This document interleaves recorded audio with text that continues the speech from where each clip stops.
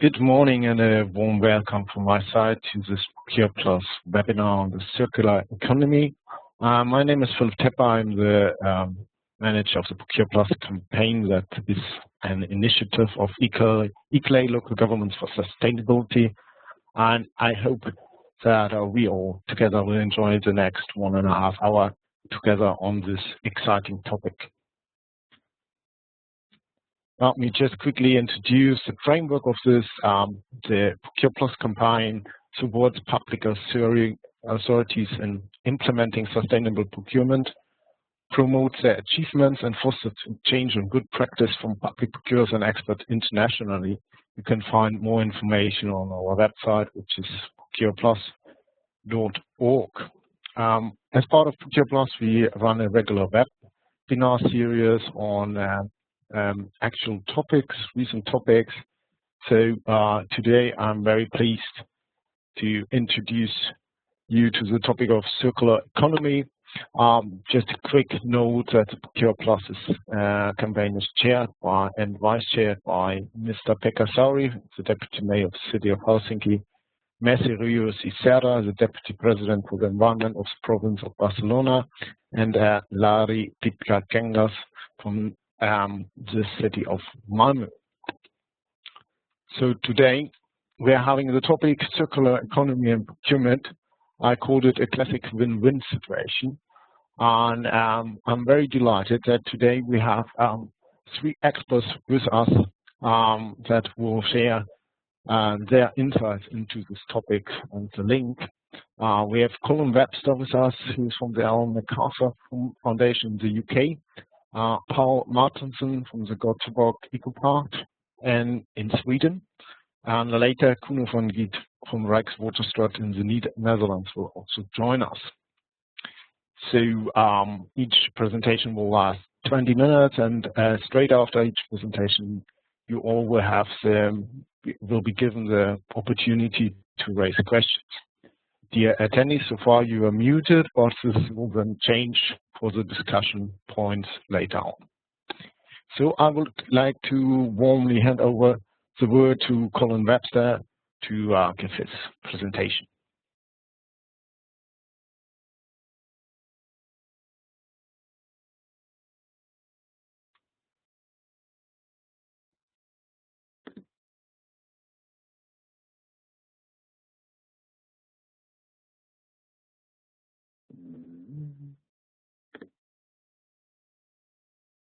Hi folks, I'm not sure if anyone can hear me fine, but I will start off my presentation.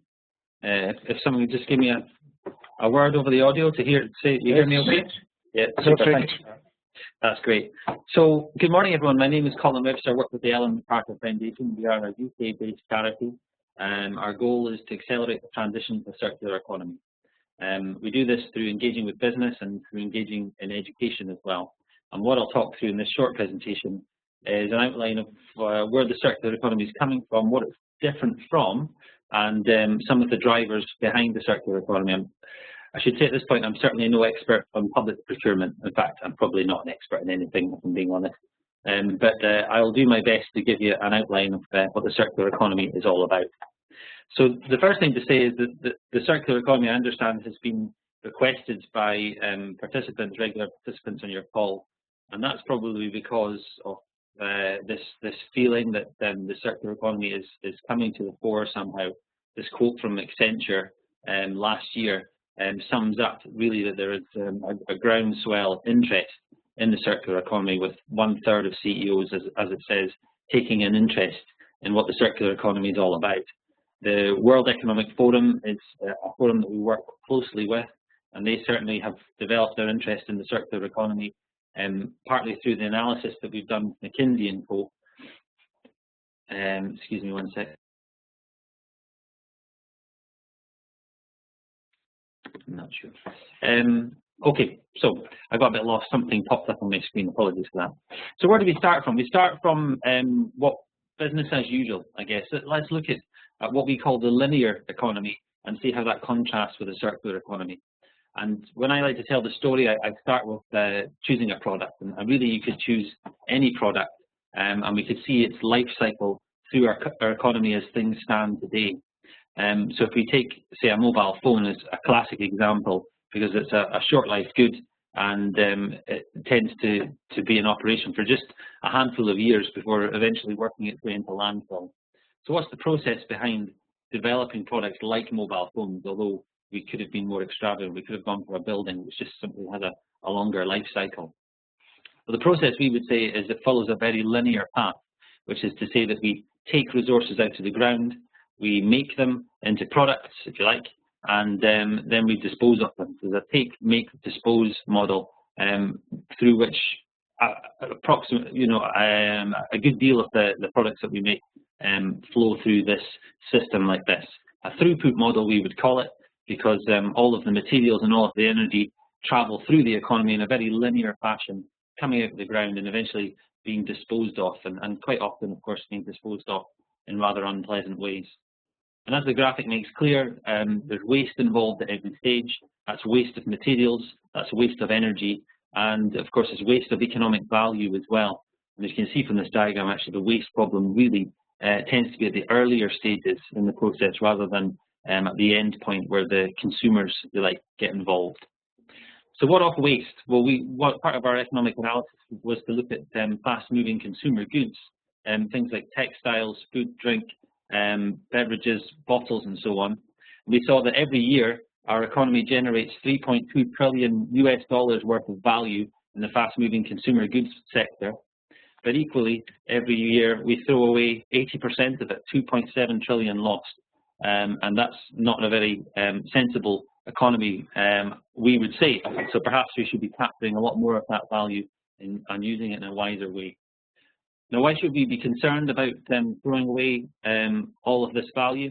Well, partly because, of course, we live in a finite world, and the more that we extract, the more difficult it becomes to extract resources. And if you look at the commodity price index, this is a graph from McKinsey, we can see that the average price of commodities fell.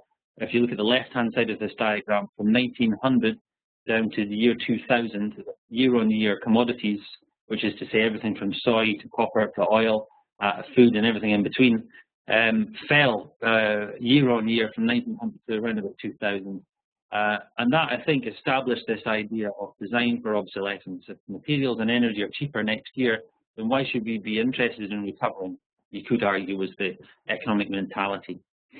But as you can see from this graph, there was a real turning point. It was around about 2001 when commodity prices started to rise. And this graphic shows you, if you look at the end point on the left-hand side, that commodity prices in just 10 years rose to such an extent that they wiped out centuries' decline. Now, obviously, in 10 years, that's quite a turnaround, and that meant quite a profit pinch for so many firms out there. Now, it's likely that commodity prices will remain high and volatile. At least that's what the World Economic Forum and McKinsey are saying. They'll remain high and volatile for the foreseeable future. And of course, part of that is related to population, which we'll look at in just one second. But where are these resources? If we see the world's supply of critical raw materials, we see, of course, that we live in a globalized world. And if you do any analysis of where materials are coming from, we see that a lot of key materials are found in countries that some would say are politically sensitive. So you've got all sorts of geopolitical issues related to extraction of materials, and one could talk about, say, for example, the Middle East and oil as an example of some of the problems that can be created through materials being in certain regions of the world. And of course, when you have difficulty in extraction, then that obviously has effects on prices. On top of that, as I said, the population issue is a big one too. So it's anticipated that the world population will rise by 50% by the middle of this century, and a good deal of that 50% will be middle-class consumers who you'd imagine would expect a certain style, a lifestyle, and if that's reflected in any way on how things have happened in the West, then that comes with the use of a lot of resources. On top of that, you've got agricultural pressures, which obviously cannot be ignored. How do you feed a world population of 9 billion? Well, do you do it through doing mass farming in this way? We know there's all sorts of problems associated with it. But the prices of basic farming goods, of course, are fluctuating and rising too. I heard at the shop yesterday I should expect my almonds to be so much more expensive at the end of this year, thanks to all sorts of agricultural pressures. So one could say that the linear economy has worked fine in some respects for some time, but any analysis of it would have to come down to asking the question as to why a linear economy has been so successful. And we would say it depends on these 4 factors. If these 4 factors are in place, then a linear economy can work just fine in some respects. So cheap materials, cheap energy. I think that graph from McKinsey tells us a story about where materials and energy prices are going.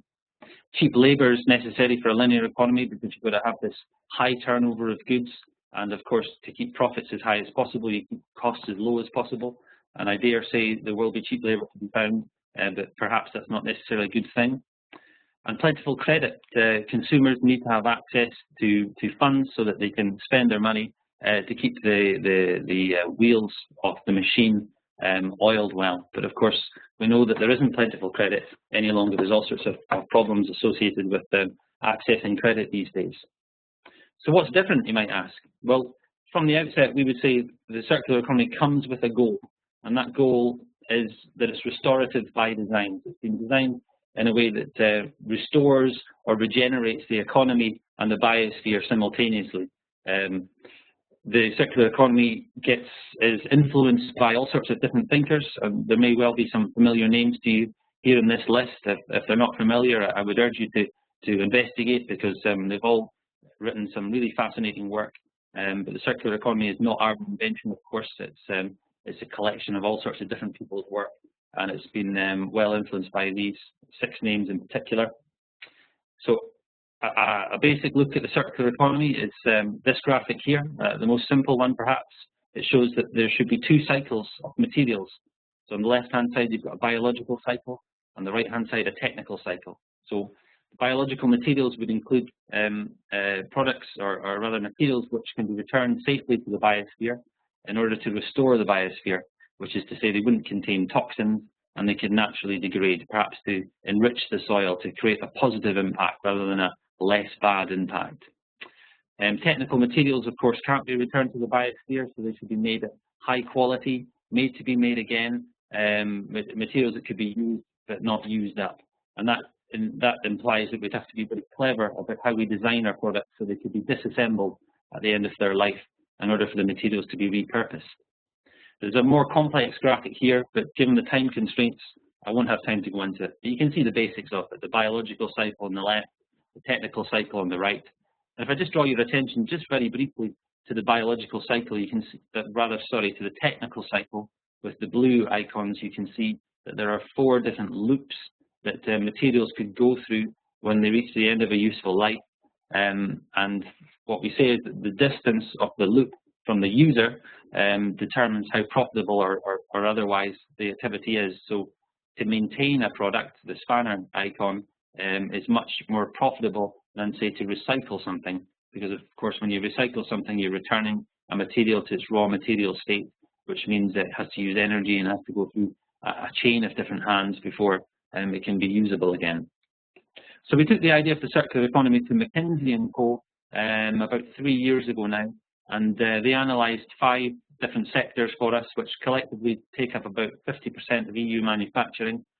They had a look at the products and they asked themselves the question, how could these products be made to be made again? So from mobile phones, smartphones, light commercial vehicles, washing machines, textiles.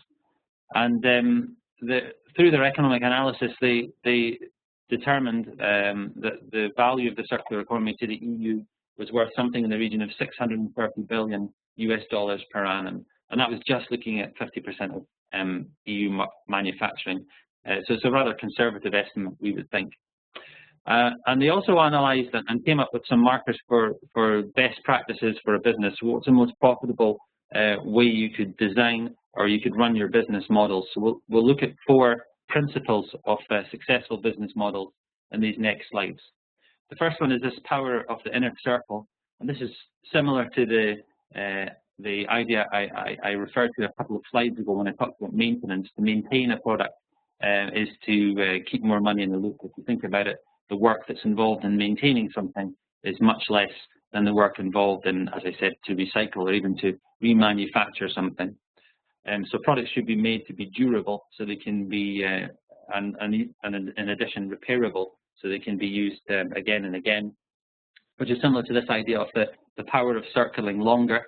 So perhaps we could have business models which keep products in use for a longer time, perhaps passing from one user to another, in this way of collaborative consumption or performance models, in which something which has idling capacity could be used by somebody else. But of course that comes with two things. One, the product has to be designed to be durable, and two, the business model has to be in place to make sure that something can be used multiple times by multiple people. And of course that's a very profitable route, because it saves you going through that whole extraction and processing system that the linear economy requires. The third criteria is the power of pure circles. This is the elimination of toxins from our designs. If you eliminate toxic materials, then of course what that means is that materials and these products are easier to handle at the end of life.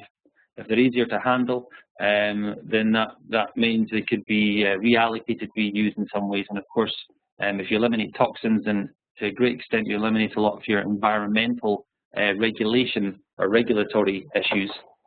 So again, it makes simple business sense to find different ways to be designing different materials to be using. And the fourth principle is this power of cascades. So instead of using something once, how could we find to use something multiple times, perhaps through decreasing economic value? And a good example of this would be, say, fabrics. It could be used as wall insulation, or they could be used in the padding of seats, for example. You could find multiple uses for something before it finally goes back into the biological cycle or is recycled. So finding multiple uses for something through the power of cascades. So how does that work in terms of a business model? Well, if you take, say, a washing machine, and we ask ourselves, well, how do business models work around washing machines today? Well, the typical model is that we would buy one and we would use it, work for about 3,000 cycles, and at that point something in it breaks. It's been designed for obsolescence. It hasn't necessarily been designed to be repaired, so quite often it has to go to the dump, and there could be some salvaging of it, but really not a particularly profitable salvaging. So we say, well, what if we designed the washing machines differently? If we designed them for use and repair, so people could use these machines and have them fixed when there's a problem with them, and of course the manufacturer could then remanufacture them at the end of their life. Well, of course, this business model, or rather what this implies, is that a business model has to change from a selling service to a service instead, where people would perhaps purchase the performance of a model rather than the ownership of it. Because you'd have to ask the question, what is it that we really want? Do we want to own the washing machine, or do we want to have clean clothes? And of course we would argue it's the clean clothes that we're looking for. And that sort of question can work with all sorts of different products. And it's a service that we're looking for, so why don't we develop business models around service? And if the business maintains the ownership of the model, then of course they've got a vested interest in making sure that it can be used again, that it can be repaired, or worst case scenario, remanufactured, so that product can go out again. So from the business perspective, you can see the advantage here, and the advantage is that from one extraction of raw materials, they can get multiple revenue streams. And from the owner's perspective, they get themselves out of the burden of ownership of having to repair goods, in some cases which can't be repaired, or having to dispose of goods at the end of life. If they're paying for just the performance of something, and the performance of something which can be used again and again and again, then theoretically the price for that item comes down too. And perhaps that's a discussion for another time, using materials multiple times. Other interesting business models you see, or rather you can see this model working in all sorts of fields. So this is an example I came across recently, Le Cote, where you can rent your clothes. So for $19, it says on the screen here, although I investigated their website, it's going to be $49. You can get yourself a closet of $200 worth of clothes every month, which you can send back and swap through the online facility. So that's just an example of how things could be. And if you look at apparel and performance models, and McKinsey did this for us, we looked at conventional retail, which is the top section of this graphic here. So this is going to a shop and buying your clothes. The key figures on the far right-hand side. So what's the profit at the end of the system after all various costs are taken into consideration. And down at the bottom, the online rental model, like Litopes, or like what we call the Netflix for clothes, where you can lease clothes, if you like. And you can see through our economic analysis that there can be more profitable. It can be more profitable to go down the rental model than the actual ownership model. Although one would have to ask questions, of course, about consumer preferences, which is something that is relatively untapped at the moment.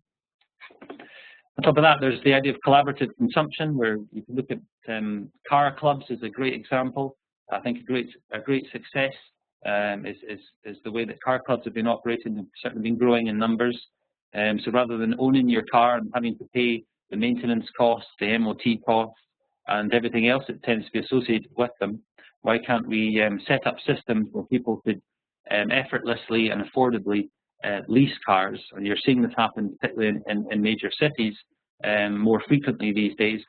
But of course, it doesn't just work with cars. It can work with all sorts of different models, including citizen-driven models, such as Airbnb, which is a big name in this idea of leasing out your spare room, or even offering lifts to people or allowing people to park in your drive. There are services out there that do all that sort of thing already. Now, one of our global partners to talk about another performance model, or rather another model, is Renault. Renault, the car manufacturer, who've been remanufacturing engines and gearboxes for some time now. So they have a network of garages which send them all of these old Renault parts to a location in France, where they go through this remanufacturing process. And at the end of this process, where they've cleaned up and fine-tuned the gearboxes and the engines and so on, the staff can't tell the difference between a new part and a remanufactured part, because the job that's done is done so well. And indeed, both the new part and the remanufactured part get the same warranty. Yet the customer gets a better deal. They get a much cheaper part than they would if they'd bought it new.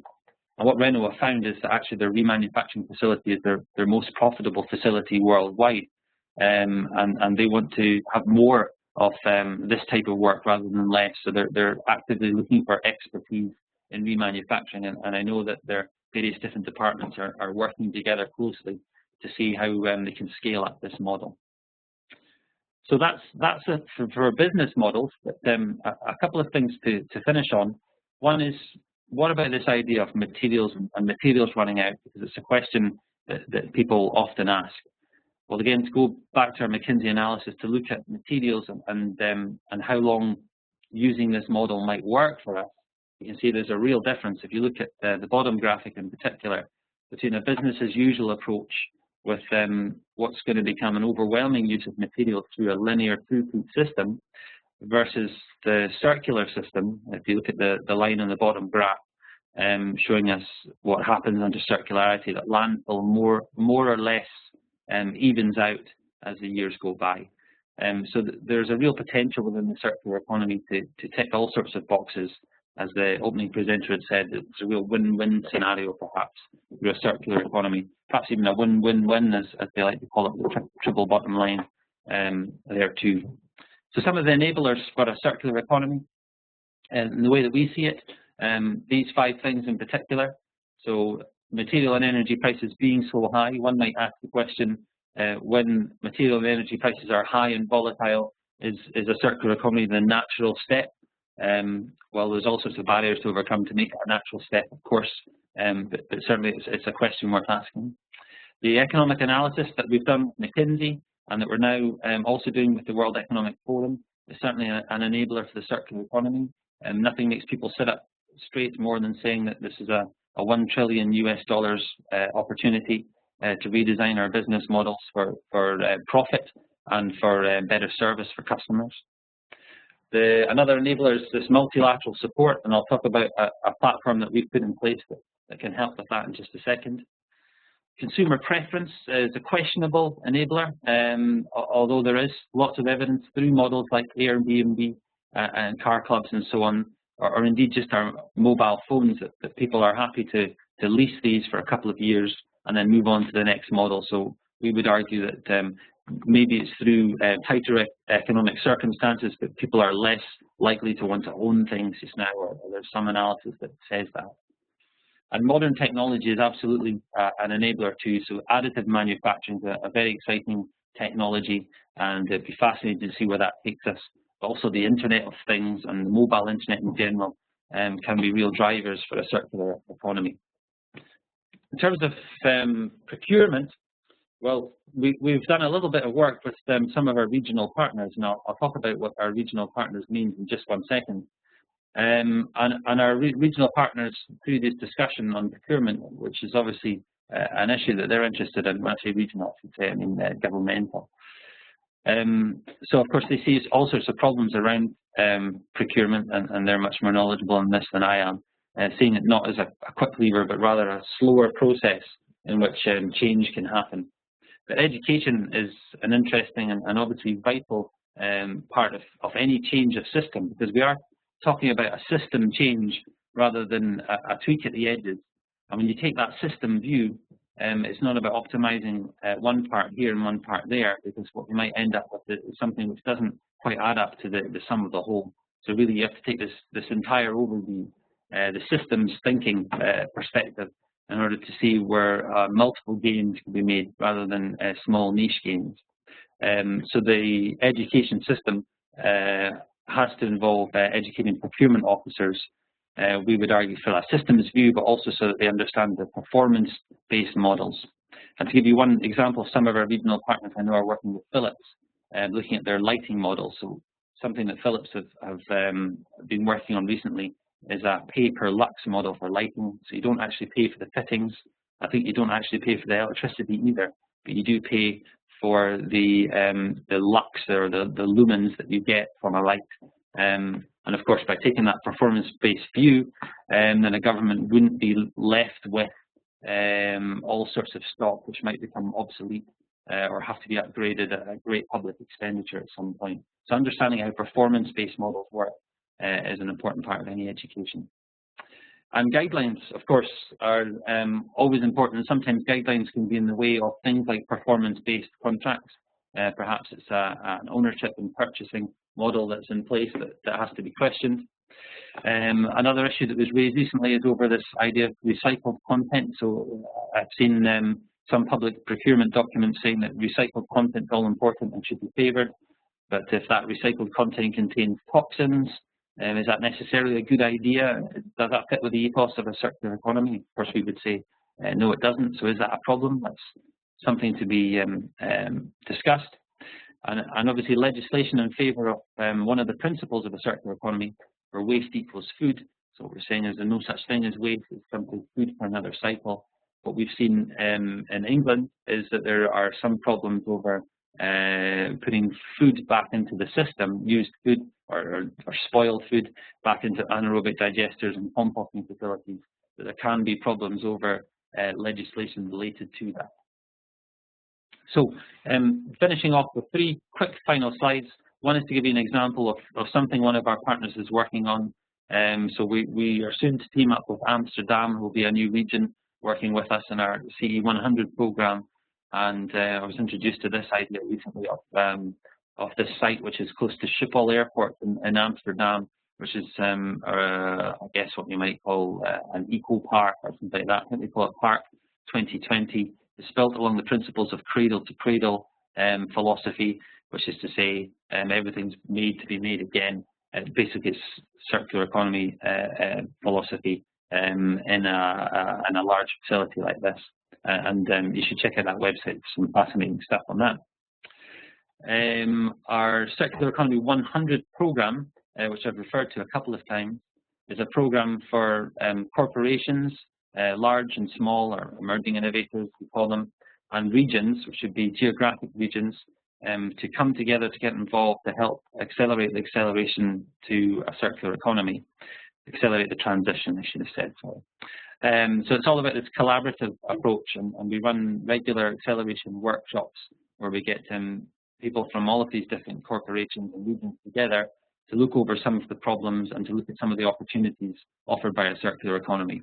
And as I've already referred to, some of our regional partners, Scotland, Wallonia, Central Denmark, and there are others in the pipeline, have already benefited from this cooperation.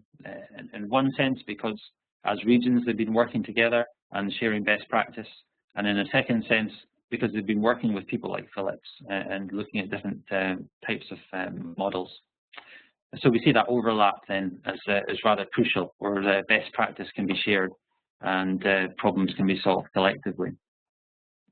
And some of the firms who are involved in our Circular Economy 100, this graphic is slightly out of date, but you can see there's some big names in there, and there are some names perhaps are not familiar to you and I in there too, because they would be classified as emerging innovators. So that concludes my presentation on the circular economy. I hope I haven't gone over my limit, but if I have, I'm sure I can get told off. Oh wait, there was one last thing to say, which is we have this great opportunity, we think, a 4-week-long Disruptive Innovation Festival. This is a mostly online event in which we will have great speakers, we'll have great ideas, and we'll have a chance for people to share their story of something exciting they're doing around the circular economy. So I'd encourage you to look this up on our website, the Disruptive Innovation Festival, to see how you can get involved, how your region or company can get involved too, because we're keen to be sharing these stories. So without further ado, I promise now I am finished. So thank you very much for listening. I look forward to your questions. Thanks a lot, Colin Webster, for this exciting presentation and introduction to the important changes between a circular economy and a linear economy. I think it was a very worthwhile introduction to this. I personally liked very much your example about the close rental in comparison to car sharing models.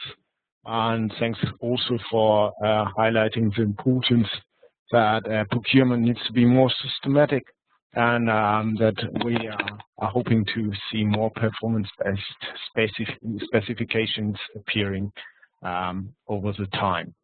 I would like to open the floor now to you all to raise questions, and so Colin to stay available to give answers. We, as you might have seen, we are all now panelists, so we are all share the panel now. And next to each of your name, you have a microphone symbol, which is basically a mute or unmute button. So when you want to raise a question, please unmute yourself and raise your question now.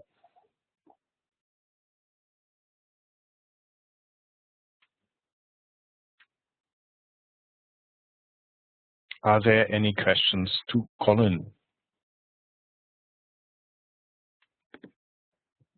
Hi there, Colin. It's Natalie here from ITLE. In terms of public procurement, which do you think is the sector that we should really be focusing on in terms of sort of product or service categories? Where do you think that we could really make the most difference as it stands at the moment? Well, I think, thanks for the question, Natalie. I think, as I said from the outset, I'm certainly not an expert on procurement. So, so take what I say, I guess, with some sort of pinch of salt. But I think existing building stock, I know people who work in public procurement in Scotland, and existing building stock is something that they're very much interested in. And that example I gave you, the park near Schiphol Airport, perhaps could be used as an inspiration for how things could be done. Or how things could be. So one example I saw recently was of a school, and a school in which the school actually doesn't own anything, doesn't own the building, and indeed doesn't own any of the materials inside of it. I think the school's in the Netherlands, and they work, I believe, with Turn 2 on this particular example. So, but by not having the ownership of the building, the carpets, the desks, the computers, the books, and so on, and that school's free to upgrade and change its stock within every couple of years as the contract allows. And that's a very exciting model, I would think, as a former teacher, certainly to know that schools tend to be stuck with a whole lot of material which is out of date, or equipment which is quickly going out of date. I would think for the public sector to be on the cutting edge of things would be rather important. So that model could be scaled, I'm sure, beyond schools into other areas too. But you could also look at, say, transport systems, which would have to be integrated, of course, and that's a great challenge for anyone as to how you integrate an entire public transport system, which offers an interesting possibility of linking one system to another. So for example, if you look at the electrification of car stocks, then one example that we tend to talk about is how we could actually use the electrified vehicles as a storer of energy at say night times. If we all plug in our electric vehicles, perhaps they become batteries for energy generation. So it's an example of taking that systemic view rather than just simply looking at one sector. Okay, thank you very much for that. Thanks a lot, Colin. Any further questions or remarks from anybody else? I've just had a question through actually on chat. Unfortunately, Georgina from the World Food Programme isn't able to make herself heard, but she has written, at the World Food Programme, we're very interested in using our procurement of goods and services to support the development of sustainable industries and services in developing countries. Colin, do you see the circular economy as a means of job creation because of the focus on service provision and maintenance, i.e. labour? I think what's fairest to say on job creation is that there's still some work to be done. So I think in an early analysis, McKinsey had thought that there was certainly some job creation potential within a circular economy. And I know that some have done some analysis of the circular economy and made some strong conclusions about the positive effects on employment, asking themselves, for example, how many jobs are involved in, say, recycling and remanufacturing in comparison to landfill. However, I think it's fair to say we still sit on the fence and say that more analysis needs to be done. It's likely there'll be winners and losers in different sectors with a wholesale switch to a circular economy. But I think it's very difficult to make a stronger conclusion than that today. Okay. She had a quick follow-up question actually. So, do you have any thoughts on the potential for circular economy approaches to foster sustainable industries in developing countries? In developing countries? Yeah. I think what people tend to say about developing countries is that they've got a great opportunity to leapfrog the linear development process that developed countries went through, and people would look at various different models and say that they leap straight to today's model rather than go through that rather tortuous and polluted process. Then I think it's that sharing idea again that if we collaborate and work in some sort of multilateral way, then we can take those best practice ideas and demonstrate their potential. And I think potential in terms of the economy and in terms of society is what we need to take to countries who are looking to go through that development process. What's going to convince them to go with a circular economy? I think it would be that economic analysis to see how their country could diversify, to be resilient to external shocks, at the same time as growing employment opportunities locally and becoming resource secure in some sort of way. So selling the benefits is naturally going to be the approach you have to take. So like that Renault example, showing how sort of profitable it really can be. Yeah, and if you take that Renault example, one thing that some people have speculated is that remanufacturing might well take place on a more regional basis than in a centralized basis. So Renault's example, of course, they're remanufacturing, as I said, in France, which I think is fascinating in its own right, because obviously the cost of labour is relatively high in France relative to say, shipping stuff to China or other countries where a lot of manufacturing is done. So the fact that their facility is their most profitable worldwide, yet they employ labour in France, I think gives some hope to the idea of regional employment opportunities in remanufacturing. And I know I'm a Scotsman, I live in Scotland, and I know that in Scotland they are looking at how they can scale up remanufacturing opportunities here. So Hewlett-Packard have a facility in Scotland that's been here for some time, where they remanufacture, I believe, old printers. So I think that again shows us that if the simple economic case is stronger for keeping products local to be remanufactured rather than sending them off to, say, China or Vietnam or somewhere, then of course firms will take that, will make that choice. You need to have the infrastructure in place. You need to have the education in place too, I guess. Yeah, and in terms of procurement approaches, it would also maybe make sense to consider more and more using award criteria that focus on this particular aspect on remanufacturing. So basically giving preference or assigning certain amount of points for remanufactured products or products that contain a certain percentage of remanufactured elements, such in the case of cars. So that could be another boost for this particular part of the circular economy. Thanks, Colin, for your contribution. Thanks for your questions. Is there any further question or remarks that somebody wants to make? There's one final one that's just come through actually from Veronique Van Geet. What are Colin's ideas on how to act against or counter the programmed obsolescence of products? Again, I think it's a bit selling opportunity. I would argue that the design for obsolescence worked well, as I said in the presentation, under certain conditions. And what we need to ask ourselves is what are those conditions, and do those conditions still exist? So the cheap materials, the cheap energy, the cheap labour, obviously, and the market there for a throughput economy.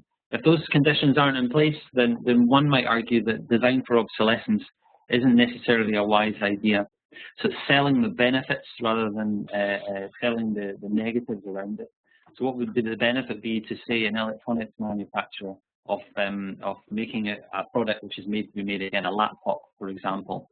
And there could be all sorts of benefits, but that needs to be analysed in a rational way to ask themselves how they change their business model and their design simultaneously to make sure that their goods can be made to be made again. And if you look at our economic analysis through McKinsey, I think there's a very strong case for taking the made to be made again approach over the design for obsolescence approach. But part of it again is on education, because I work in education in schools and in universities, and the design for obsolescence mindset is very strong, and that has to be overcome so that the next tranche of entrepreneurs and designers know from the outset that actually there is a different way of doing things, and it's quite likely a more profitable too. Thanks a lot, Colin, and thanks a lot for your question to this. We will now move on the agenda, and we have Pål Mårtensson from EcoPark in Sweden providing us with some insights into a particular case. And I'm looking forward to your contributions, Pål. You should receive presentation rights any seconds. You can also select your webcam if you wish, or can see you. Should I share my desktop? Yeah, if you share your desktop and then maximize your presentation. We're trying to do that.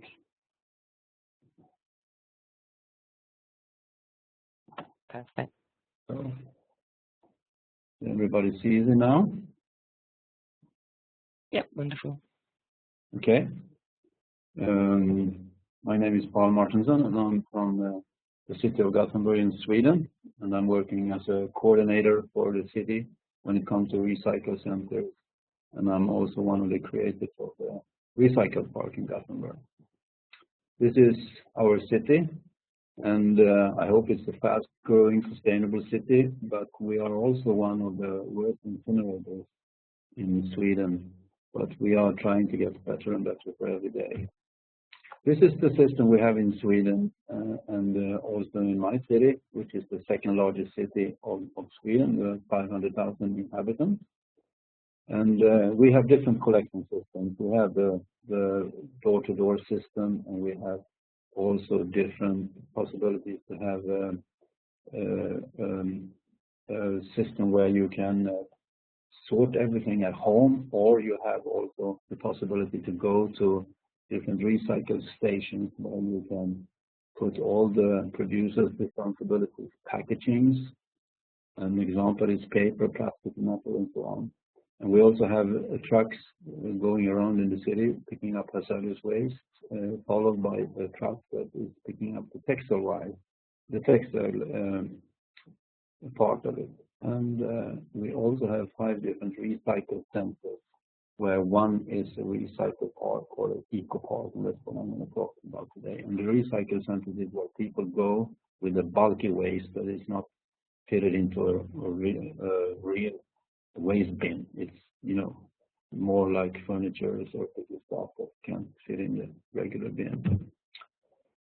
So total recycling in Sweden and all over the world is really a big vision, and waste is, as we see it, a proof that something is wrong in the society, and it's a true evidence. And it doesn't help if you burn it or you bury it. It's still an evidence of a society that is not sustainable. And this is, of course, as we heard before, just like circular economy. This one you recognize the hierarchy, and we are working with Spike and Olelekan at the reuse step, most of the things.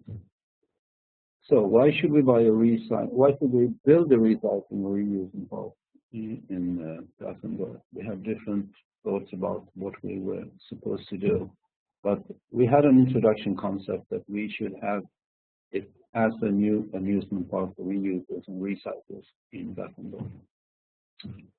So the idea was that you should drop off what you want to get rid of and buy what you need, and you should also teach people how to buy second-hand stuff. So this is the park the way it looks like. It's on its 7 years now, and the total area is 30,000 square meters. And at the end of it, there is a regular recycle center. But the rest of the park is very, very different from the normal recycle center. We also have a special part for all the packaging, which is open 24 hours a day, of course. And we have a sorting station, which really is the difference between a normal recycle center and the eco park. We also have the one of the entrepreneurs which are selling the construction materials, and we have one entrepreneur selling second-hand goods, and we have the third one where they have workshops and they have food and restaurants where people also can eat. So the idea is that you are coming into the park this way, and you go with your car and your trailer all the way down to the sorting station here. And that is really the main point of the whole building, the whole area. We also, of course, we're using a lot of used material. So we rebuilt a lot of buildings when we were creating the park, because we also want to show that we are learn by doing here. And this is the sorting station where people are coming the first stop they have to do is here. And this is a very, very important part of the park, because this is like in a car factory, we call it the marriage point. This is where we meet all the people, we can communicate with them, and we try to be as professional and kind as possible, and to make people feel comfortable when we ask them, what do you have in your car and your trailer? We want to see what it is you bring into this recycle center, because we want to see if we can use as much as possible for reusing and also for material recycling. And of course also try to get all the toxic stuff out of the system so they don't bring it up to the recycle center and put it into the containers. So the sorting station is always a very important thing, and where we always invite people to donate stuff. And most of the visitors, they are very, very surprised when we offer them a way to donate things, because people, they love to donate, and it feels good for them when they do it. So they think it's a very smart idea. This is the way it looks if we take a roof lift of it. So on the left side, you can see where they put all the donated stuff. On the right hand is where we put all the electronic stuff and all the hazardous waste. So some people, they get rid of almost everything they have when they come to the sorting station, because we are helping them, you know, as much as possible to get the things donated. And the hazardous stuff on the left side is taking care of special treatment, of course. And outside the sorting station, you can also leave all the white wares you have. And because we have this EPR system with electronic producers responsibility, so it's free to leave all these things. And looking at what Colin said before about the washing machine, you can see there are millions of washing machines coming in for recycling, and it's recycled 100%, but it could, of course, be repaired in many different ways if the producer and manufacturer have done it in a more sustainable way. Many of these things are maybe only 2 or 3 years old, so they could run for many years. We also had white containers because it's a signal also to our visitors that we are having, it means it's light, and it's also should be treated with some carefulness, because it's nice, and it should be nice and easy to go into the container when you drop off your stuff. And this is, to the left picture, is more or less that it looks like on a more regular recycle center. There is a container where people can leave stuff that they like to donate, and it doesn't look so nice when we come there, try to pick it up or try to bring it into a shop or sell it or so on. So on the right picture, you can see the way we have it in the sorting station. We put up everything nice, and from here they take it into the shops. But it should not have any kind of feeling of a dump. It should be, everything should be neat and nice. And to the right picture here, you see a regular recycle center where you throw all the whitewares, and to the left side you see how we do it in the park. Because the whole thing should be also a kind of proudness for the people working there. And it should send signals to the visitors that this is my working place. I want to have it nice and clean here, and don't mess it up for me. And people, they listen, and they put all the stoves like this by themselves. We don't have to argue very much about it. So everybody thinks it looks nice. This is the first shop, the largest shop, which is about 1,500 square meters. And they are selling all the typical second-hand stuff. And this is the line. Could be on a Saturday morning. There could be 50, 60 people waiting to open up 10 o'clock, go in and buy this second-hand stuff. And it's more like a regular department store, actually. They're selling all the textiles and the furnitures and different things, knickknacks and porcelain. And you can see it looks like a normal shop, actually. And all these things you see here is things that people brought into the sorting station, planning to throw it away, or at this moment they donated it. The second entrepreneur is called Återbruket, and it's for the recycle and construction materials, which is a huge area, a lot of things to collect there. And this is part of the hall. It's a 2-floor store we have here. And, we have 500, 600 windows and doors, and a lot of different construction materials, everything that people try to donate or they change when they are repairing at home. And we try to take as much as possible and see if it works, it runs okay, and we sell it. Even, as you can see on the left side, there are pieces of wood. We have about 400 or 500 visitors every day coming in, and we get a lot of wood coming in, so we take all the pieces we can, whether it's more than 1 meter, and then we collect them and we sell it. Otherwise, it's chopped up and it's burned. This is the third entrepreneur we have. They are having workshops and repair copiers also, so they can create different things from the items they are collecting. They have a paint shop, they have a bike shop, and they have different workshops. So they are creating a lot of things from these used materials that's coming in. And here are some of the bikes and some pictures from the workshop. We have a lot of bikes coming in, and they are repairing them, and they are selling them, and they can live for another 10 years. Very good quality, many of them, very new and nice looking bikes. And they are checking up, so they are running properly. And of course, there is a restaurant where you can eat and dine, and you can have a cup of coffee, or you can also have a sandwich. And we force the restaurant to, when they sign the contract, that they should be forced to serve 70% organic food. And so we are also teaching people how to eat organic food. Maybe they stop buying more organic food also. That's how we can, influence people's behavior a little bit.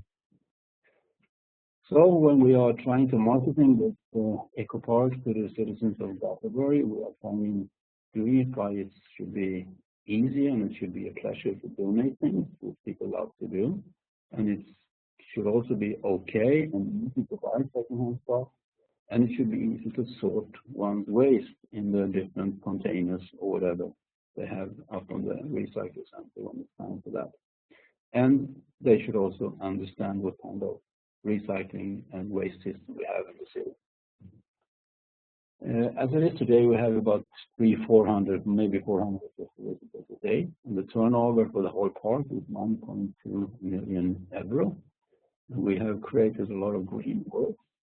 About 25 people have got a job there now, and we have had a lot of guidance from Sweden, from different cities visiting us, and we have had visitors also from abroad, and they all come to see how we did it and how the concept is working, and if we also have any economy in it, and are we making money or does it only cost money and so on.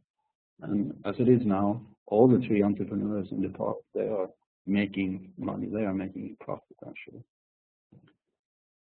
So the main thing for us as a city is that we should also influence people's behavior, and that's why we are actively going and asking them to donate more stuff, and we encourage such behavior. And the next time they go into a recycle center, they start thinking, okay, we'll go to the recycle park, and we are planning and packing like this. And so when they come, they have the things nice, packed up, and they are donating it. And that's how we educate people, just by learning by doing.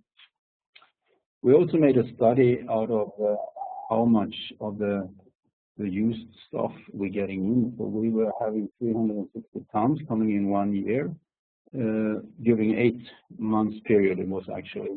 And we put this into different CLA analysis to see how much CO2 equivalents we could save by using these material for a couple of more years and so on. I'm not going into all these figures, but there is an attachment which I can provide you with, so you can read more about this study.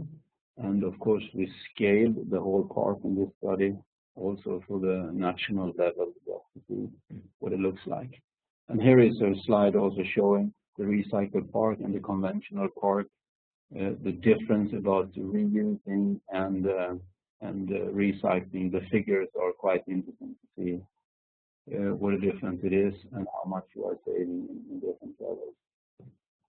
But this is all in the study also, and this is some of the products showing what kind of products we are presenting and mostly selling, of course. Also, it's a lot of building products, and small electronic products is very popular. Textiles, of course, and furniture. And for us, the zero waste is more the journey than the destination. And the zero waste concept is also that we should, of course, never put the product into the society that we can't take care of. So that's same as in circular economy. It's about redesigning the product. Otherwise, it should not be allowed, actually. So for this, there is no app. You can't download these things. You have to use your brain, and you have to use your hands. That's all what waste is about. And when we were in the European Parliament last year talking to Janusz Potocznik, the Commissioner for Environmental, he said, he was twittering afterwards and said, of course, this made us very happy. Zero waste is completely possible. So it really encouraged us. So this was my presentation. Thank you very much.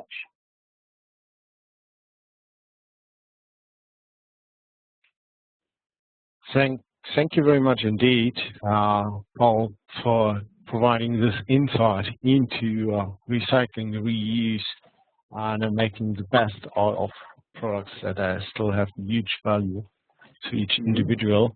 I really liked the quote that you had in the end.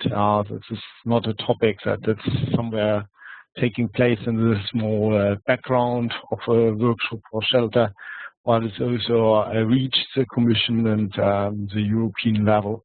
and this is quite important, I think, also to highlight that those type of things are seen also by policymakers as important for the economies. I would like to invite now all attendees to raise questions. We this time try a different system. Next to your name below, you have a button which is a hand. Yeah. If you press this button, you will see now next to my name a hand appearing. This means you want to raise a question. So I have the first hand appearing. Cuno, please raise your question. I don't know if you can understand me. This is my fourth WebEx, so can you understand me? Oh, perfect. Please introduce yourself. Yes, I'm Cuno Van Geet from the Netherlands, working on sustainable public procurement and now also circular procurement. I was wondering, this is kind of initiative of City of Gothenburg. Is it also integrated in what the city itself buys? And how they use these kind of sharing of commodities, and the city itself is doing this. Yes, the city has an own site actually for used material. Like I don't know what you have in Holland, but in Sweden we have a huge internet site which is very popular for people to sell and buy used stuff. But we have one in our intranet for the city, also where we can put up the things that there is no money involved in this. This is only giving away. You go and pick it up and you get it for free. And we are also having, when we are buying stuff or we're going for conferences or whatever it is, we also have contracts with all the different entrepreneurs we're working with that they should be sustainable and they should have environmental diplomas and so on. So we are trying to put a lot of pressure also to all the people we are dealing with. Thanks a lot for this question and answer. I have a hand from Colin and then afterwards from Chung. Colin, please. Pål, I think one of the problems that anyone faces trying to deal with products is that you're not dealing with how products are designed. So are you doing any work with manufacturers to investigate different ways of designing products so you don't have this waste problem at the end of life? No, we are not actually doing that from the city's point of view, because we are really at the end of the chain here when people are coming to just throw away everything.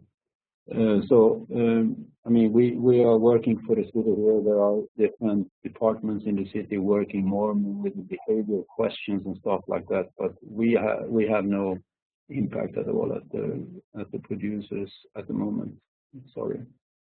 Okay, it's a difficult thing, I think. But if you look to the zero waste movement, like in Italy, in Rossano Ercolini, when he was the Goldman Prize winner last year, and he'd been working on a small science center by himself, and he was contacting Lavazza and about the coffee capsules, and a few months later, Lavazza was the first company coming in with the eco capsules. So yeah, you can easily do it because they are really interesting to do the right thing actually when they get aware of what's happening.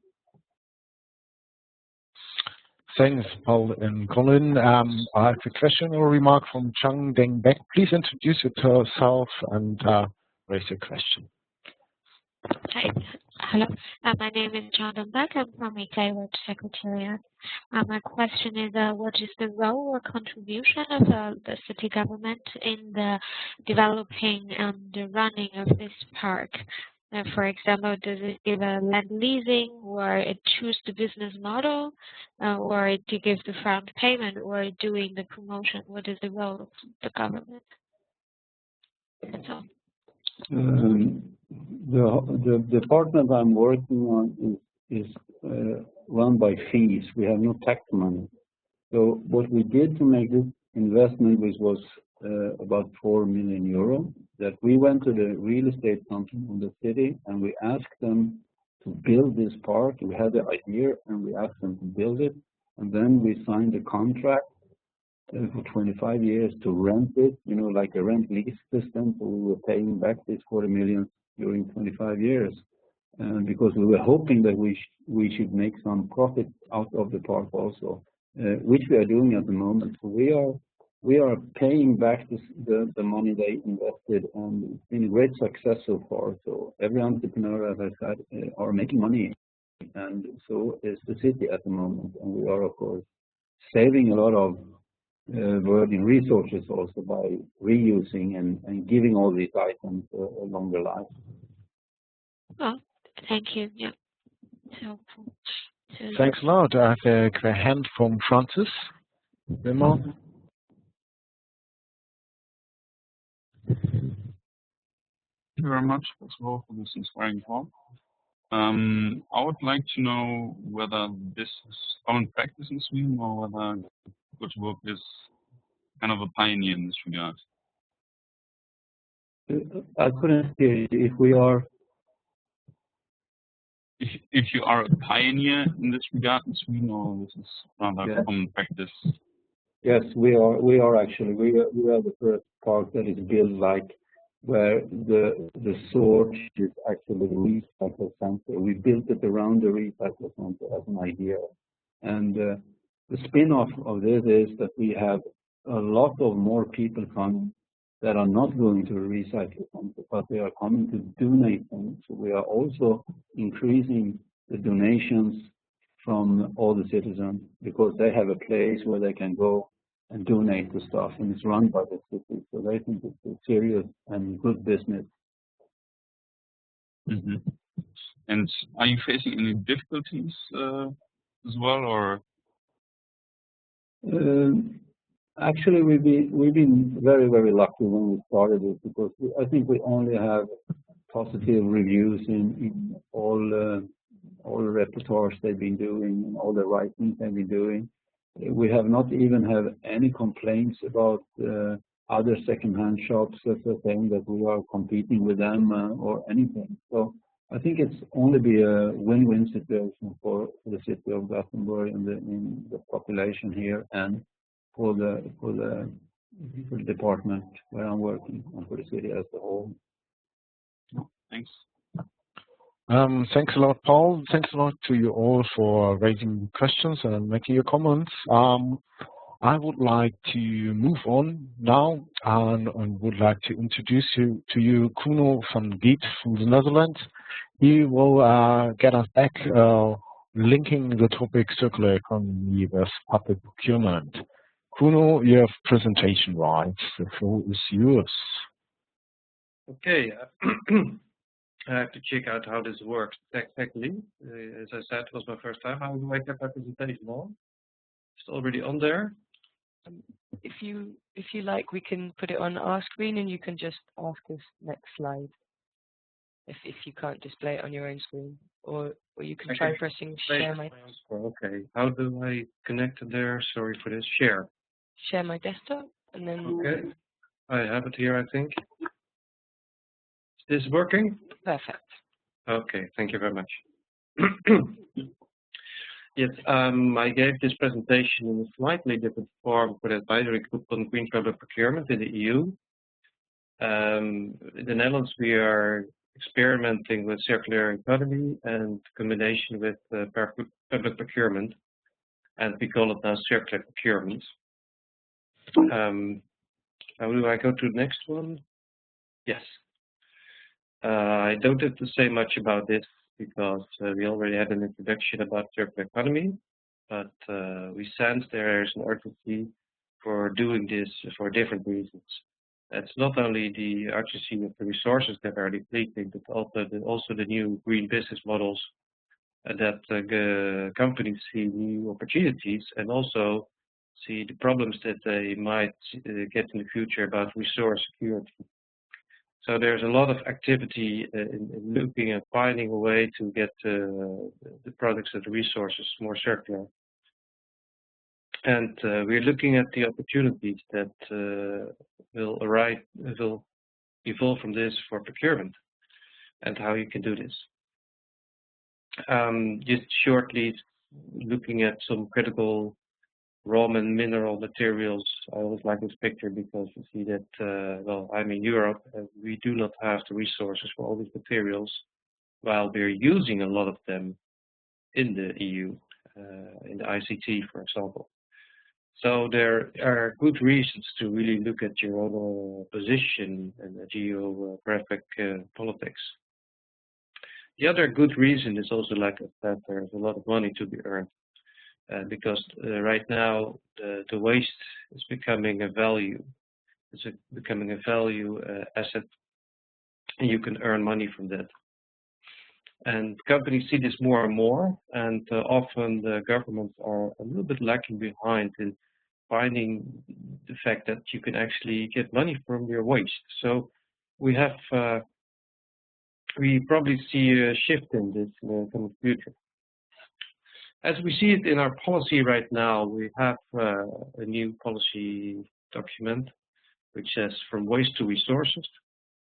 And well, we used to have a linear economy, and we would like the circular economy, but in between we are right now. And this is the economic with feedback loops. So we also want to be realistic in the fact that we do what we can, but it's not something that you can establish in 1 or 2 years. So we have to take small steps and keep in mind the bigger picture in the future. If you look at the procurement process, we need to really rethink this, how this works, because we're so used to just buying, using, and disposing it, that it's very hard to get the mind shift in changing this. How do we restore the balance with Earth? How do we also manage this chain? And what is the position of the buying person in this? And why do we actually buy at all? We might not even buy, but just use it for a short period. We want to make it circular in the fact that we want to look at all the options like we just saw from the city of Gothenburg, more reuse, which is one of the main steps to not go to recycling directly, but reuse the products you have and the equipment and the resources you have, but also recycle, repair it so that it has longer durance. So those are the 6 R's, but probably, I think, even 23 R's someone came up with. So that's an interesting prospect. Now, just a few examples of the things that are already out there in the market. Just it's very shortly. There's some company that uses coffee residue. They use it to grow mushrooms, which are used again in vegetarian croquettes. So I don't know the translation for this. This was a Dutch thing, and a croquette is a Dutch snack. We also have Waternet, which is a kind of company which is extracting the resources of phosphate from sludge.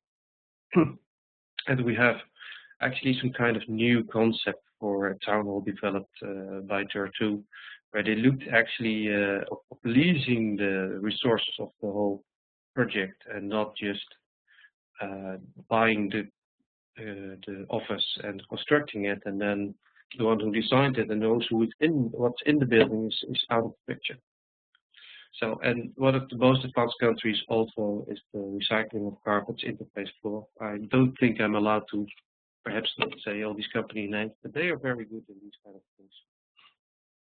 They're really recycling, but still they have a lot of problems as well, because you know, they have these problems with fashion. They want to reuse the carpet tiles, but who wants to have this hell blue tiles which are no longer in fashion? Unless we go to some kind of North Korean style of all wearing gray and black, then recycling is always a part which is hampered by the fashion styles, which apparently changes every 7 years in these kind of sectors as well. Well, what we do is we have some projects, and we actually try not to only look at policy right now, but just do it and trying to find out what we can do. We're looking at electronics, at textiles, at furniture, floor coverings, lighting, and construction. And we're actually considering to look also at food and transport. This is done in an EU project, and also we have a working group on the UNEP which you're all invited to join, on product service systems. And we have been silent in this working group for some time, but we're going to start this up in the coming weeks again after the launch of the UNEP SPP program. And you can share your ideas in this and help us coming up with good concepts for the future. In the Netherlands, we have some kind of cooperation of 25 partners where we are supposed to get 50 pilots in, starting actually this year. And in these pilots, we're going to try to find how far we can get. Okay, to come to some conclusions. What we see right now is that this recycling, the waste is becoming an issue, becoming a value property. So what we see is a very big market opportunity right now in closing the cycle in the recycling market. Recycling, reusing, repairing. So those are very big issues. There we can make steps, like the city of Gothenburg as well doing that. That's a very big one. There are new companies emerging, and now also the governments need to find a way to use these waste contracts and to transform them into some kind of useful aspects. The second one is less clear. It's eco-design, and this is more like a long-term thing. We do not really want to reuse what we have right now. We want to rethink the whole concept. And the eco-design is still, well, they're still just starting out there. We have several ideas about it, but there's far too little examples of how you really do it. We know how it can be done, but then the consumer drive in the marketing is too big. Therefore, we need these new business models as well that companies can incentive to actually be able to sell the eco-design.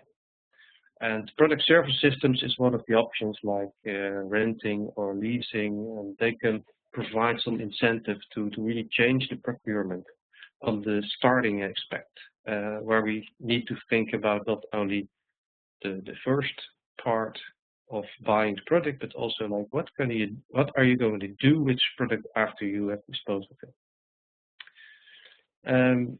We also came up with the third, which was not clear to us at first. Whenever you change this concept of the circular economy, you need to look at the use phase and your own organization, which we think is maybe one of the most difficult ones, because your relationship with your seller is changing, with the company is changing, and you need to reorganize inside of your company as well. For example, if you buy a chair and you don't know where it ends up, you don't keep track of where it is and how you can reuse it. Probably we had one example of cradle chairs that ended up probably in the furnace after all, because there was no clear way of knowing where it ended, and so no one knew how to reuse it or recycle it, because no one knew where the chair was anymore. But also the financial system. We're not used to leasing or renting or having long-term relationships with companies. So actually the major change may even be in this internal organization thing, and that will take a long time to change. We've had a couple of pilots, and just one pilot on furniture, we came up with about 15 points of change we needed to make in our own organizations. So I'll give you a few examples of what we're doing and then come up with a few conclusions. One existing case is just, well, it's not circular completely, but it's one market opportunity out there. We had to dispose of confidential documents, and we had a contract which costed us about 750,000 euro. And we decided that we could put that in the market if we could get it cheaper.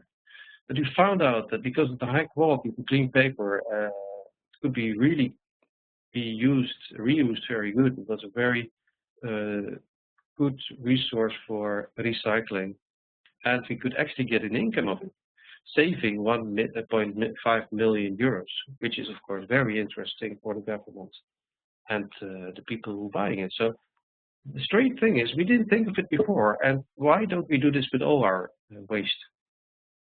So this is one example of a very quick market opportunity which we need to really grab. And the second is we're working on textiles.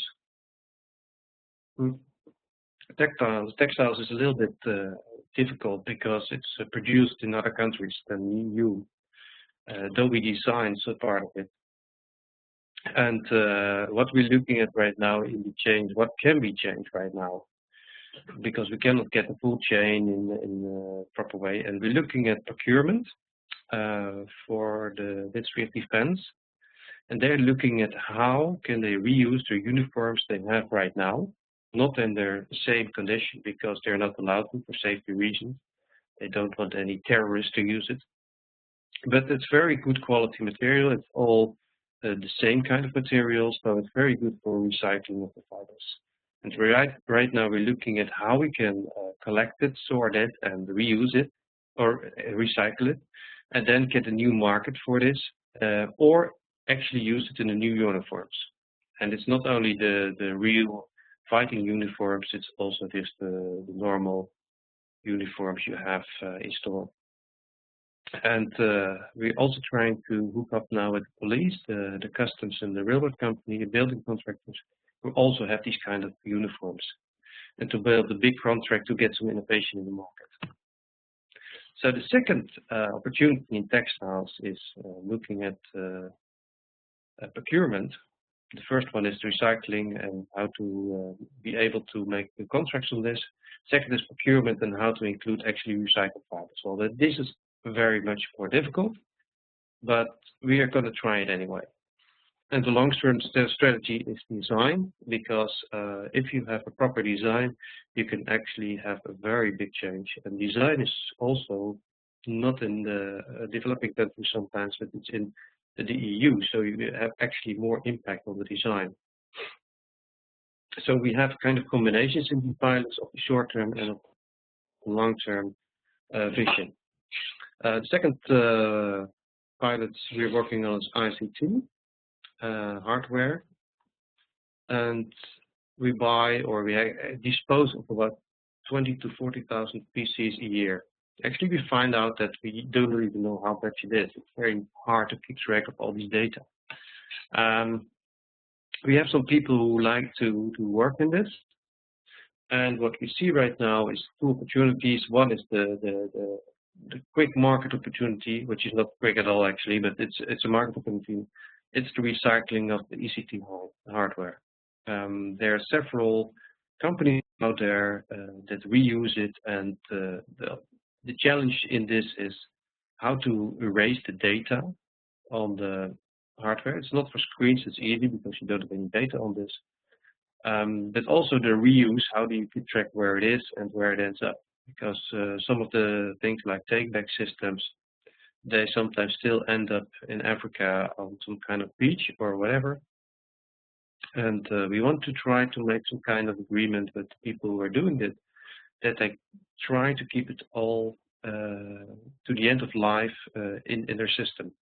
And like a recovery is one of the options there. They tag the computer and they try to keep track of it for the whole cycle. Also, we try to reuse it, and one of the big issues right now in the government is that they don't, for reasons of security, they want to put it all in the shredder. Or they actually do it in the shredder. We want to save it from the shredder, but they're not convinced yet that the data erasing software is good enough. And actually, their fear is for only 5% of the computers, which has really important confidential data. While in fact, 95% could be reused on an easy level, but we're shredding all of this because of this 5%.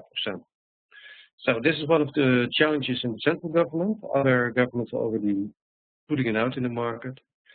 But for the real big challenge here, I think eco-design and rethinking ICT with this innovation cycle of 18 months is a really, really big challenge. And we are trying to set up some kind of cooperation also with other countries to see whether we can influence this market by making our buying effort larger and trying to really set standards for this new PC. But this will be long term. I have two more. The one is construction. We already had this concept of, like I showed you the town hall of Brummen. We're trying to make it all modular, and we're trying to make some kind of resource passport that we know what's in the building and that it can be reused afterwards. And we're also looking at surfacizing of the streets, where we actually have companies already that do not sell bricks for the street, but actually service the whole street. And we're looking in this direction also for innovations on how to make more efficient, what do you call this? We have, for example, if you have the cement in the concrete and you reuse the concrete, you really make a good effort to make sure that the fractions are fine. And if they're really good, there's some innovations right now in the market, and the really fine fractions can be reused in cement, which will be a tremendous savings in CO2 emissions. This is still the innovation stage, but it is a very important one that we are looking into right now with all the companies. And for the long term, we're looking at 25-year project from Rijkswaterstaat, infrastructure company, and how to include circular in this whole project, which might last for 25 years. Finally, the office interior design. We're looking at furniture and floor coverings. And we have a pilot right now. And what we did there is we just came up with some ideas, and we're talking with the ideas about the specification with the companies. Right now, for floor coverings, we have two advanced companies in the Netherlands, Interface Floor and Deso, and they're also both very good. And for furniture, we also have two companies. One is US company, what is it, Steelcase, and the other one is Arend. And furniture is also a very difficult one because there's an international market and the Netherlands is not a very big player. So how do you get some changes in this company when you're only a very small country? Or should we go to SMEs and have a completely different set of discussions there? What we do right now is just try out. We have 3 dialogue rounds, and what we thought on the criteria which came up with from GPP, it turned out that the companies had a lot of other aspects that they found more important. But very important is to ask companies which are supplying the companies again about their performance on sustainability. For example, the EPDs, the environmental performance declarations. But it turns out that most companies don't have these, so it's a very tricky issue how you do this. Also, what the one problems was, for example, the fashion. How do you keep flexibility that you can refurbish it and that you can reuse it? Also, the maintenance, for example, the maintenance of the floor coverings is usually done by cleaning companies, which already have a framework contract.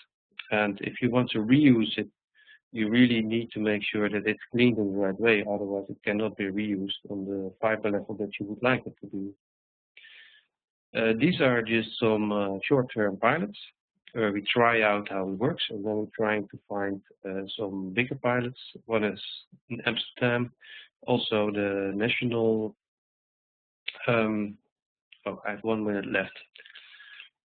So I've long term we want to look at some bigger PPP contracts, public-private partnerships, and there you can make bigger steps because you have a longer-term relationship with the market. I think I'm coming up with conclusions. This is some things that I could have. Well, you can read it perhaps. We're looking and we're asking the companies to compare the non-circular product with the circular product to see if what they come up with. And we also ask them to provide different service models for lump sum or monthly installments, and we ask them about the design, how it can be reused. We ask them about how it can be flexible, that it can change colors or guarantees, how the warranty, things like that. And we're discussing all of this. So we hope to come up with more conclusions after the summer for this. This shouldn't be here. Okay. My final sheet. Well, what we see is the new development of emerging new markets or recycling. and that government should take control on this in the waste contracts.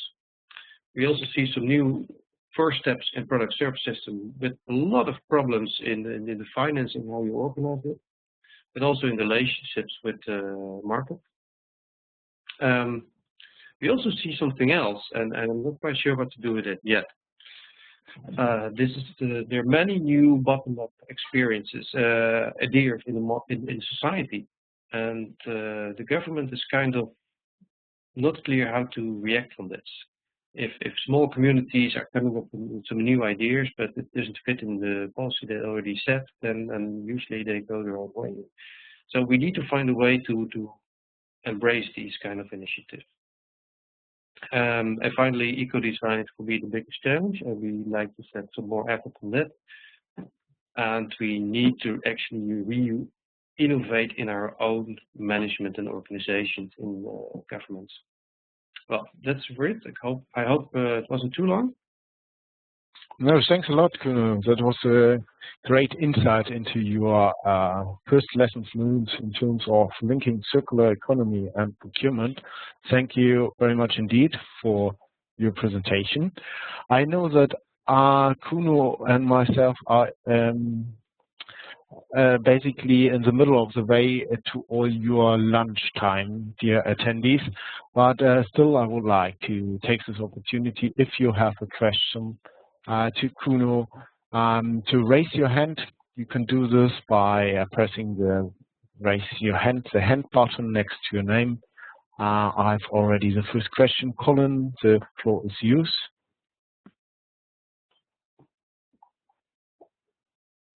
I just wanted to ask your opinion. What do you think the biggest barrier is to adopting a circular economy model? I didn't understand completely. What is the added value? What's the biggest barrier? What's in the way of a circular economy? That's a very big question. Let me put it simpler for me. I think one of my biggest challenges is to have the government see that they need to change their behavior. They used to be guiding, and now they are more facilitating, and they're relating to the market and to the society. I think that's for me the biggest challenge right now, because they only want strong leaders who know everything, but they don't exist anymore. The knowledge is out there in society. There are a lot of people who really know, they have good ideas, and the governments need to respond to this instead of trying to think of their own, because they cannot know all these kind of things anymore. Yeah, I agree. I think there's a real difficulty, isn't there, in legislation keeping up with new developments. Well, actually, I don't think that legislation is the big problem, because what I found out in practice that the practitioners usually find a way around legislation. Despite the fact that legal people don't like it too much, they always find a way around it if they really want it. So for me, legislation is like a problem. Don't put it out there too much, but not the biggest one. Okay, thank you. Thanks, Cuno. And I would say also the Netherlands are some of famous for bottom-up initiatives and new products or social or eco-design. So I wish you there in the Netherlands all good luck to continue with this, and hope to hear more and learn more from this side. Any further question? Yes, thanks, Pål, Sweden. I have a question about the consumption patterns that are copied now by 4 or 5 billion people throughout the world, and who is actually working with the behavior change. I mean, I really love to see all these good examples, because what we need is good examples to show people that this works and we can do it. But the problem, as I see, is that all the people who want to copy our consumption pattern, they are not affected by the producers and the retailers or whatever. They are selling and they are consuming a lot, and the waste problem is such an increasing problem all over the world now. And even in China, they're going to build so many incinerators now, and they're going to start also to incinerate what all knew is resources. So the question is, who is working on the behavior part? That was a question for me as well, or Anyone, you can, Cuno, you give me the right answer, please. there is, of course, in the UNEP, there is a big group working on behavior, but that's only a working group. I think it's not just one person working on this. No. It's everyone is working on this.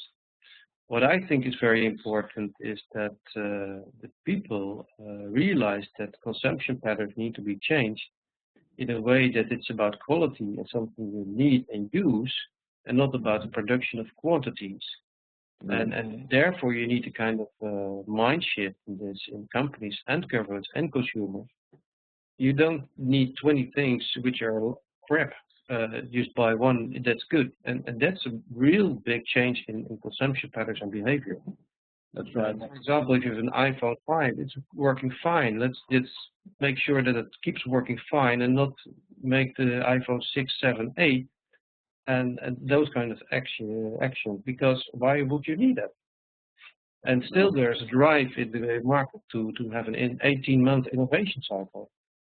So if we can change that kind of paradigm, then you have a win-win situation. Yeah. Or let me add, if you still can have an innovation cycle, but you simply can make use of a lot of reuse and remanufacture in the cycle, then this would be also important. There's one thing which is very interesting. What one of the companies said to me, companies, they think about marketing, and finally they're going to ask the consumer. And I think there needs to be a change that demand and selling, there needs to be more related to the actual needs and the demand. And that you can do with, for example, product services, but also by collective demand and really setting out big changes there by combining efforts in demand from, for example, governments, but also big companies. Yeah, we also see this in public procurement, where basically the people that need the product, services, or works, the so-called requisitioners, need to communicate better with those that actually are procuring those product, services, or works, and procurers. So there are lots of similarities between those concepts and procurement approaches. Are there any further questions? Just very quickly from my side, so it's Natalie from Italy here. Very specific question, Cuno. I found your furniture example really interesting, especially the fact that you kind of used the two options for suppliers, whether, asking what they would provide in terms of circular and non-circular. It seems like a really good example. What kind of stage are you at? Have you received any bids back yet, or is this very early stages still? Now they're actually preparing, they're going into the final dialogue round, and then they're sending out a tender. So Wonderful. we're almost in the final stage of publishing the tender. And if we've done that, we can provide the details for you, what's in there. Yeah, we'd love to sort of cover that at ICLE as a case study. That would be brilliant. And a very quick last one for Colin. It was actually asked earlier on, but I missed the question, I'm afraid. Do you have any good examples of the circular economy being used by any Scottish public authorities at all? It's the questions from the Sustainable Scotland Network. I know there's a lot of discussion going on, and I believe that the SSN is involved in that too. And having spoken to some government officials in Scotland, I know that there are discussions going on with Philips, for example, as I referred to before, with lighting potential and leasing lux rather than owning the fixtures and fittings. And I think there's also discussions going on around healthcare as well with Philips. And that might well be the tip of the iceberg. I don't know much more than that, but I don't get too deeply involved in how that's going. But from knowing people who work in the public sector in Scotland, and I know that the discussion around circular economy and in procurement is growing. And I also know that the Scottish Government is busy educating businesses about the potential of a circular economy. So I think we're very much at a starting point worldwide, really, about how the circular economy can be implemented. I think there's a lot of unknowns at the moment, but for me, the exciting thing is that what we've got is a coherent model in the circular economy, a coherent model that we can really pin our thinking on and as a result, our designs and our business models around. And that's going to take some time, as Cuno was reflecting on in his presentation. It's going to take some time before this becomes mainstream. But only through these types of discussions that we're having today and the collaborations that we've been talking about will this take hold. Totally. I think that you're right. There does seem to be an increasing awareness and commitment from the public sector, so it's really promising. I think so. Yeah, great. Thanks a lot for this. Talking about exchange and a bit about what will happen with this webinar series. First of all, we will make this webinar has been recorded, and we will make it public on Ecolay websites. And second, also we will have a chance to discuss in person about this topic at the Procura conference taking place 24th to 26th of September in the lovely city of Ghent in Belgium. You do not know about this yet, ecoprocure.eu. Check out the program and register. And that's last but not least, this was brought forward to you by the Procure Plus campaign. Check it out, maybe it's also something for you. Can I make one more comment? Sorry? Can I make one more comment? Sure. On the Procura, we are having a short parallel session on circular economy. Yes. So check out ecoprocure.eu for the session on the circular economy. So I wish you all a nice rest of the week.